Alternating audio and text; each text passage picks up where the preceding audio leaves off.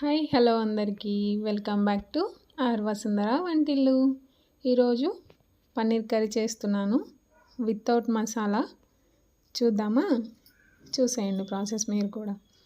పన్నీర్ నేను 2 కప్స్ తీసుకున్నాను. అందులో కొంచెం పసుపు, కొంచెం కారం, కొంచెం సాల్ట్ వేసుకొని ఇలా కలుపుకొని పక్కన పెట్టుకోవాలి. అన్నిటికీ ఇలా మంచిగా పట్టించుకోండి. తర్వాత కొంచెం ఆయిల్ వేసుకొని అందులో మనం ముందుగా కలిపి పక్కన పెట్టుకున్నాం కదా, ఆ పన్నీర్ ముక్కలన్నిటిని లైట్గా లో ఫ్లేమ్లో ఫ్రై చేసుకోవాలి. లైట్గా గోల్డ్ కలర్ వస్తే చాలు, అప్పుడు తీసేసి పక్కన ఉంచుకుందాం. నేను ముందుగానే ఆనియన్స్, టమాటా కట్ చేసి పెట్టుకున్నాను.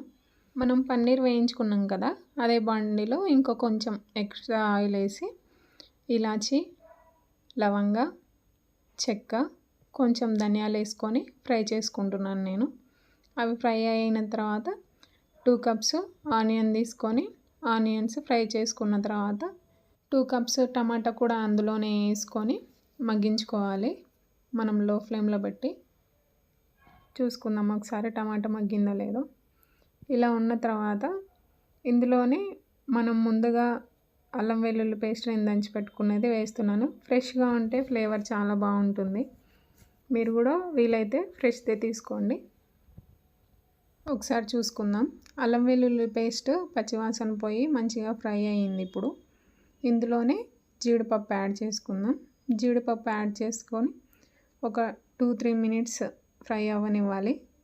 ఫ్రై అవ్వనిచ్చిన తర్వాత మనం పక్కన దించేసుకోవచ్చు. దించేసుకొని చల్లారిన తర్వాత మిక్సీ జార్ చేసుకోండి. ఇలా మెత్తగా పేస్ట్లా ఉండాలి.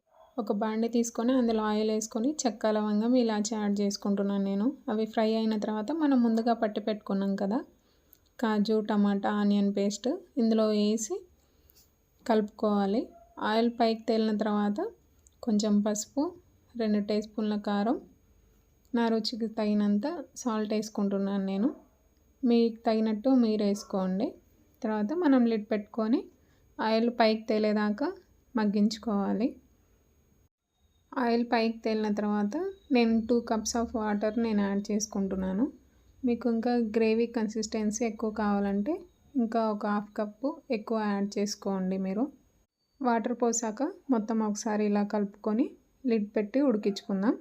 ఇదంతా సిమ్లోనే ప్రాసెస్ చేసుకోండి, లేకపోతే అడుగంటిపోతుంది. ఇలా ఒక పొంగు వచ్చిన తర్వాత మనం ముందుగా వేయించి పెట్టుకున్నాం కదా పన్నీరు, అది ఇందులో యాడ్ చేసి ఉడకనివ్వాలి. ఆయిల్ పైకి మనకు కనపడాలి. ఇలా మీకు సైడ్ చూస్తే కనిపిస్తుంటుంది ఆయిల్ పైకి ఇలా వస్తుంటుంది. అప్పుడు కొత్తిమీర వేసుకొని ఒక 2 మినిట్స్ ఉడికించుకొని దించేసుకోవడమే. మీకు నచ్చిందా? చూడండి ఎంత కలర్ఫుల్గా ఉందో. నేను ఎలాంటి కలర్స్ యాడ్ చేయలేదు. ఫ్రెష్ పన్నీర్ తీసుకోండి, ఇంకా చాలా బాగుంటుంది taste. Thank you for watching. Please subscribe to my channel.